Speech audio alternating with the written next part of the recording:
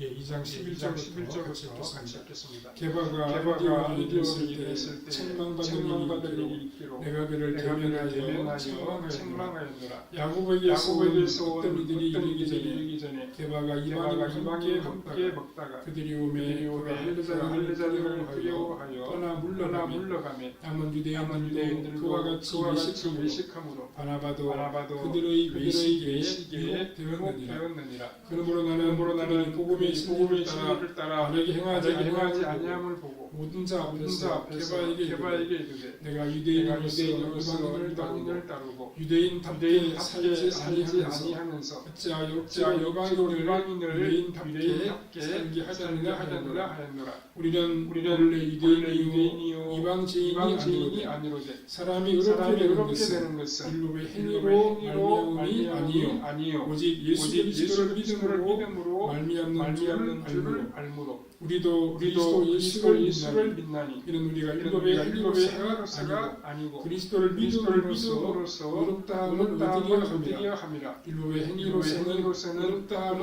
얻을 체가 없느니라. 여기까지 봤습니다. 오직 믿음이라는 제목으로 함께 말씀을 생각해 보겠습니다. 이방인 형제들은 베드로 사도를 아주 중요한 사람으로 얘기했습니다. 그들은 베드로와 같은 주님의 제자들과 교제하기를 원했고 또 만나기를 사모했습니다. 그러나 베드로는 다른 사람들을 의식해서 더 이상 이방인 형제들과 교제를 하지 못했습니다. 사도 바울은 베드로의 이러한 태도가 이방인 형제들에게 아주 큰 영향을 줄 수 있다는 것을 알았습니다. 왜냐하면 베드로의 성은 더 이상 이방인 형제들을 한 형제로 생각할 수 없다는 의미로 받아들일 수 있었고 그것이 사실이라면 지금까지 전파된 복음 전체가 거짓이라는 것을 뜻하기 때문입니다. 복음만 믿어서 하나님의 백성이 되는 것이 아니라 결국 유대인처럼 되지 않으면 아무리 믿어도 소용이 없다는 것을 뜻하기 때문입니다. 우리 오늘의 본문을 함께 생각해 보면서 우리 주님께서 주시는 교훈을 받아야 하겠습니다. 첫 번째로 당시에 극복하지 못한 한계가 있었습니다. 베드로는 자기 자신이 유대인으로서 자신의 한계를 극복하려고 애를 많이 썼습니다. 그것이 무엇이었습니까? 이방인 형제들을 찾아가서 그들과 음식을 함께 먹으며 교제를 나눈 것입니다. 그러나 베드로의 이러한 교제는 완전히 자발적으로 이루어진 것은 아니었습니다. 어떤 의미에서 그가 억지로 자기 자신을 설득한 것이라고 볼 수 있습니다. 처음에 베드로가 고넬료의 집에 갈 때에도 주님은 베드로에게 세 번씩이나 환상을 보여 주신 바가 있었습니다. 하늘에서 보자기가 내려오는데 거기에는 율법에 의하면 먹을 수 없는 부정한 짐승들의 고기가 들어 있었습니다. 하늘에서 세 번씩이나 먹으라는 소리가 들려왔지만 사도 베드로는 먹을 수 없다고 거절하고 말았습니다. 이러한 경험이 의미하는 바가 무엇입니까? 베드로나 다른 사도들에게 있어서 이방인 형제들과 만나서 하나로 교제하는 것이 얼마나 어려운 일인지를 잘 보여주는 것입니다. 베드로에게 있어서 유대인의 장벽은 너무나도 높아서 참으로 극복하기가 어려웠습니다. 베드로는 믿음으로 이방인 형제들을 인정했습니다. 머리로 인정하고 또 자기 자신을 그렇게 만들려고 수없이 노력을 했습니다. 그러나 진정으로 감정적인 면에서까지 하나가 된 것은 아니었습니다. 그런 어떤 의미에서 억지로 그 이방인들과 하나가 되려고 애를 많이 썼을 뿐입니다. 이것은 외적으로 어떠한 공격이 나타났을 때 움츠러드는 반응으로 나타나게 되었고 많은 유대인 형제들이나 이방인 형제들을 곤경에 빠뜨렸습니다. 야고보에게서 온 자들이 공격한 것이 무엇이었습니까? 그들은 이중적인 기준을 적용했습니다. 하나는 그들이 그리스도인이라는 것입니다. 그러나 그들은 유대인의 기준을 가지고 베드로에게 덤벼들었습니다. 어떻게 유대인으로서 이방인들과 함께 음식을 먹으며 교제를 할 수 있는가 하는 것입니다. 다시 말해서 이들은 기독교인이라고는 하지만 실제로는 한 민족으로서 같은 민족으로서 베드로를 공격한 것입니다. 베드로에게 있어서 유대인이라고 하는 것은 거의 본능적인 것이었습니다. 사탄은 바로 그 점을 노렸습니다. 사탄이 얼마나 간교한지 모릅니다. 베드로는 이미 한 사람의 개인이 아닙니다. 그는 공인이었습니다. 그의 행동 하나하나가 많은 사람들에게 큰 영향을 미칠 수 있습니다. 그런 공인에게도 극복하지 못한 문제가 있었고 사탄은 바로 그 점을 노렸습니다. 베드로에게 있어서 문제가 무엇이었습니까? 그의 믿는 바가 그의 감정이나 민족적인 편견을 다스리지를 못했다는 사실입니다. 신앙은 아주 엄격하게 무섭게 믿어야 합니다. 자신이 믿는 바로 다른 모든 것을 다 누르고 지배할 수 있어야 합니다. 그렇지 않으면 약간의 자각으로도 그 약한 믿음이 바닥을 드러내게 되어 있습니다. 베드로는 하나님께서 이방인들을 할례라고 하는 절차 없이 바로 성령을 주셔서 자기 백성으로 삼으시는 것을 보았습니다. 그가 깨달은 것이 무엇이었습니까? 하나님의 백성이 된다는 것은 유대인이 되는 것이 아니라는 사실입니다.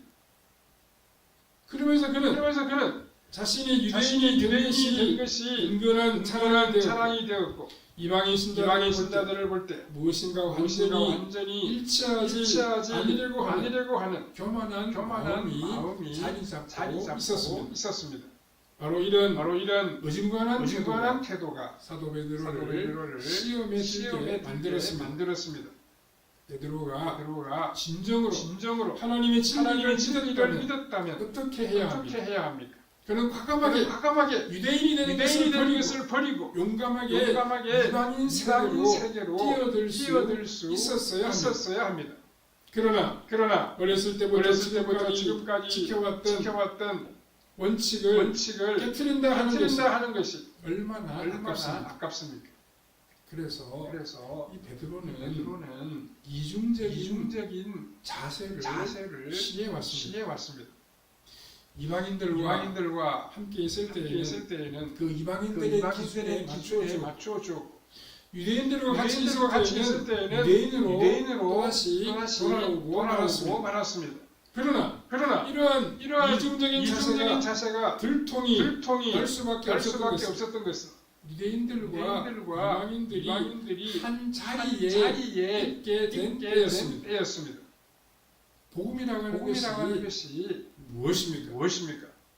이 세상의 어떠한 민족이나 어떠한 사람이 되는 것이 아닙니다. 그저 하나님의 말씀을 살아가는 새로운 백성이 되는 것입니다. 그렇다면 그렇다면 베드로는 베드로는 자신의 자신의 유대인 됨을 됨을 버릴 수 버릴 수 있어야 합니다. 다시 말해서 우리가 진정으로 그리스도인이라고 하면 자기 시족의 개념이나 한국인이라고 하는 개념을 버릴 수 버릴 수 있어야 합니다. 그러나 우리는 자신의 것을 버리기를 너무나도 아까워합니다. 믿는 형제들과 같이 있을 때에는 신앙적인 대화를 나누고 시족들과 함께 있을 때에는 완전히 그 시족을 이론으로 돌아가 버리고 맙니다. 우리가 그리스도인 되었다라고 하는 정체성을 잘 지키며 살아가야 됩니다. 그리고 예수 그리스도로 되었다라고 하는 이것을 지키면서 어디에서나 그리스도인 됨을 나타내고 살아갈 수 있어야 한다는 말씀입니다. 두 번째로 바울은 베드로를 책망했습니다. 바울도 베드로와 똑같은 입장이었습니다. 바울도 유대인이요. 그에게도 유대인의 한계가 있었습니다. 그러나 바울은 베드로에 비해서는 자신의 신학에 더 신적이었습니다. 바울은 베드로의 행동을 만약 그냥 넘어간다면 많은 어린 이방의 신앙을 흔들 수 있다는 것을 잘 알았습니다. 그래서 그는 베드로에게 전면으로 맞섰어. 그의 이중적인 행동을 지적하고 책망했습니다. 11절에 게바가 안디옥에 이르렀을 때 책망받을 일이 있기로 내가 그를 대면하여 책망하였노라라고 했습니다. 바울이 무리한 것이 무엇이었습니까? 베드로의 위선적인 행동은 실수였습니다. 아직 그가 극복하지 못한 약한 부분이었습니다. 그러나 다른 사람들은 그렇게 생각하지 않고 마치 그렇게 하는 것이 유대인 신자들의 바른 행동처럼 받아들일 가능성이 높았습니다.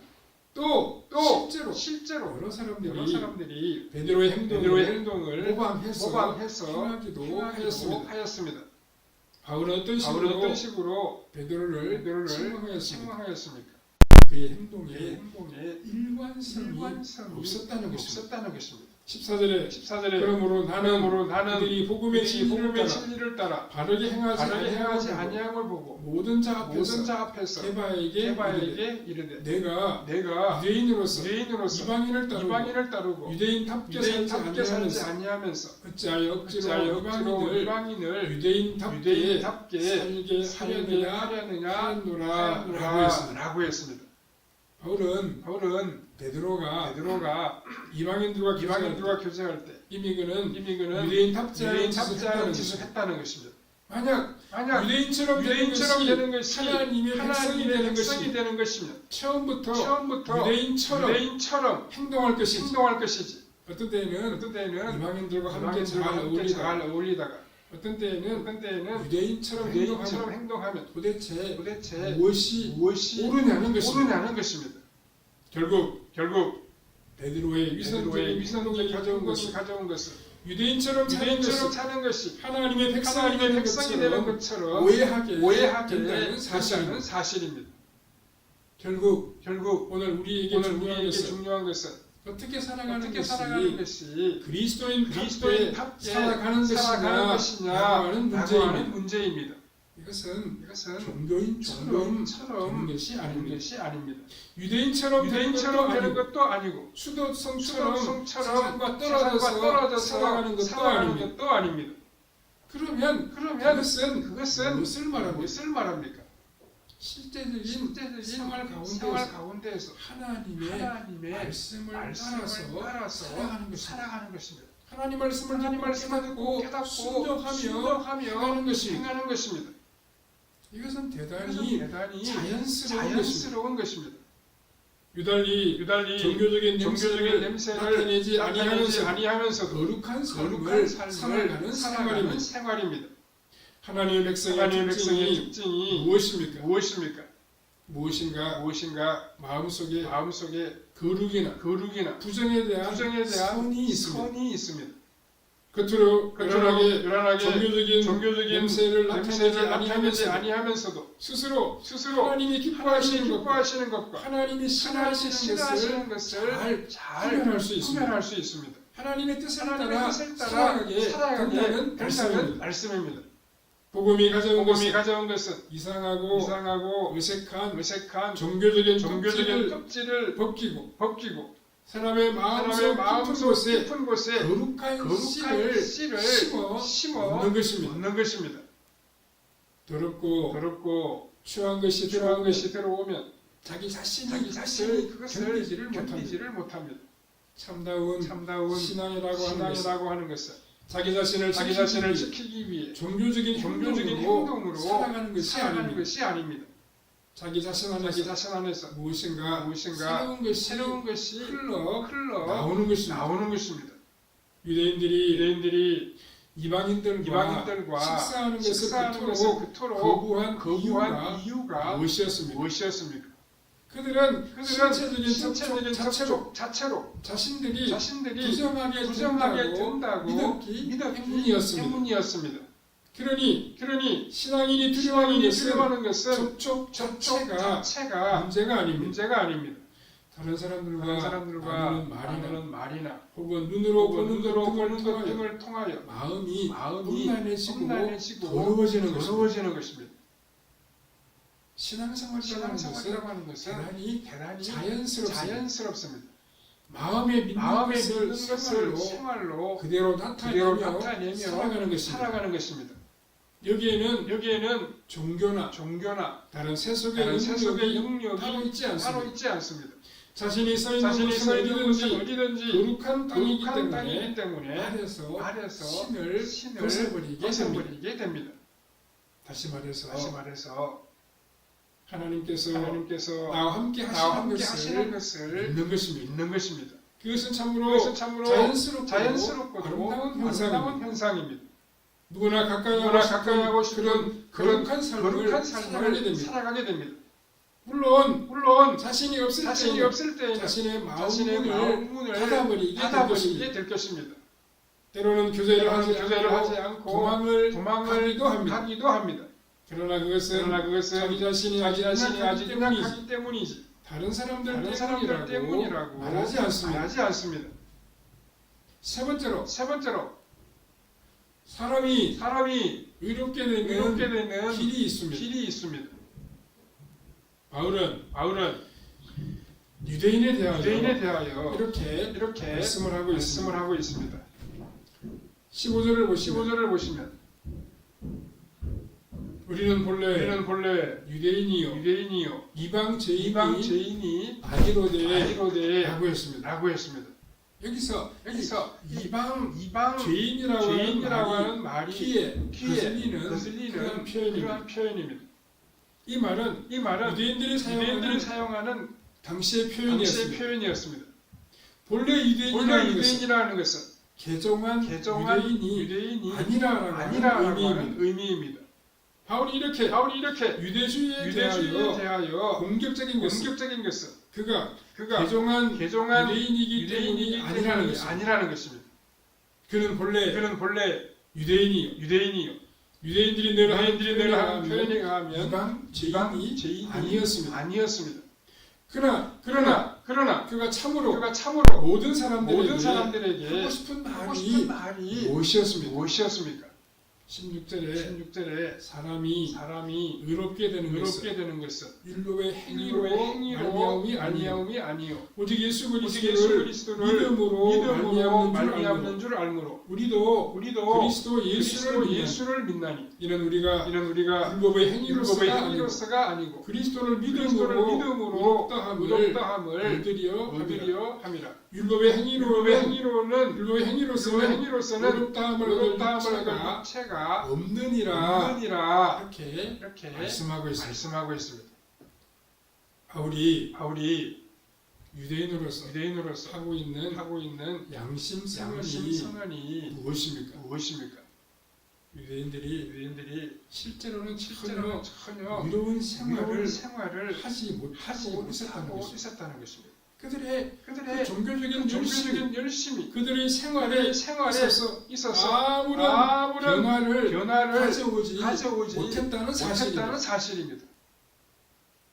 종교적으로 살아갔지만 그들 율법을 따라 살아간다고 말은 하지만 그들의 삶에 달라지는 것이 없었다는 것입니다. 이방인들과 삶 자체를 다를 바가 없었다는 이야기입니다. 유대인들은 아무런 의도 이루어 내지를 못했습니다.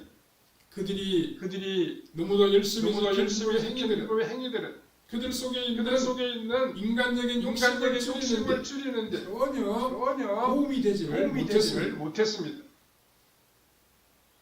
유대인들 중에서 예수님을 믿는 사람들은 어떤 사람들이었습니까? 참으로 율법 안에서 자신들이 실패했다는 것을 믿는 그런 사람들이었습니다. 우리도 그리스도 예수를 믿나니라고 했습니다. 유대인들 중에서 예수님을 믿는 사람들이 있는 것은 율법이 할 수 있었던 것이 아무것도 없었다는 것을 인정하기 때문이라는 것입니다. 율법이 사람을 변화시키지를 못했습니다. 율법이 우리 삶을 새롭게 만들지를 못했다는 것입니다. 오늘 우리에게 두려운 것이 무엇입니까? 유대인들이 율법을 지키듯이 우리는 복음을 그런 식으로 얼마든지 믿을 수 있다는 것입니다. 복음을 약간의 기독교적인 일을 행하는 것으로 생각할 수 있습니다.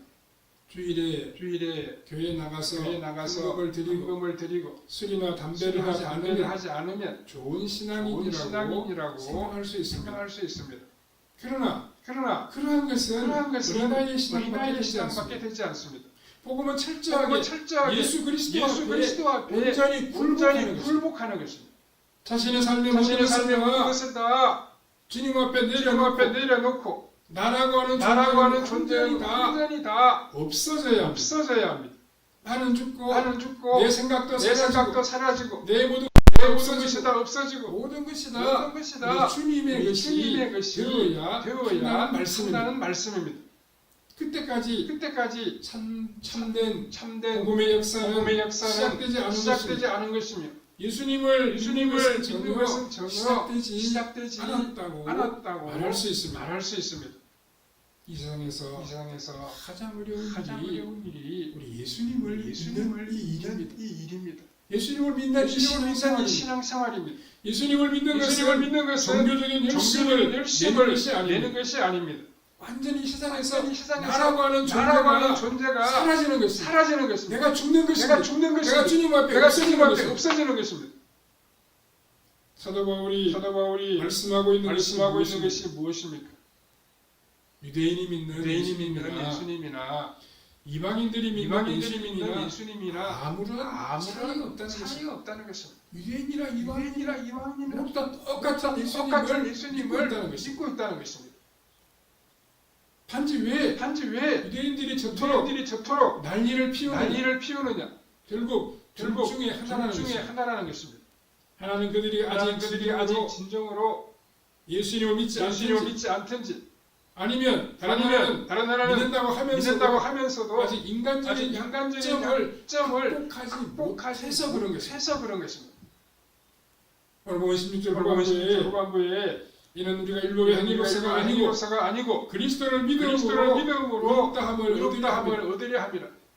율법의 행위로서는 의롭다함을 얻을 자가 없느니라라고 분명히 말씀하고 있습니다. 사도 바울이 주장하고 있는 바가 무엇입니까? 우리 안에 있는 죄악성은 그렇게 간단한 것이 아니라는 사실입니다. 우리의 본성이 하나님의 법을 좋아하지 않습니다. 우리가 원래 그렇습니다. 참으로 율법을 지킨다는 것은 하나님의 율법의 말씀을 사랑하는 것을 뜻합니다. 하나님께서 율법을 주신 것은 율법을 실천함으로 하나님을 더욱더 사랑하고 하나님을 더 신뢰하도록 하기 위한 것입니다.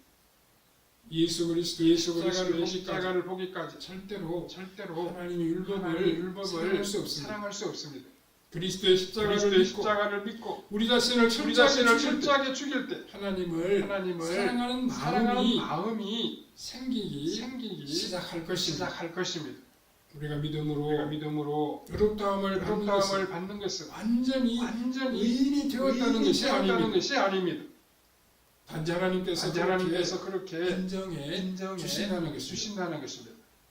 그리고 예수님을 믿음으로 우리 인생이 새롭게 되고 하나님의 돌보심 가운데 믿음으로 세상을 담대하게 살아갈 수 있어야 할 것입니다.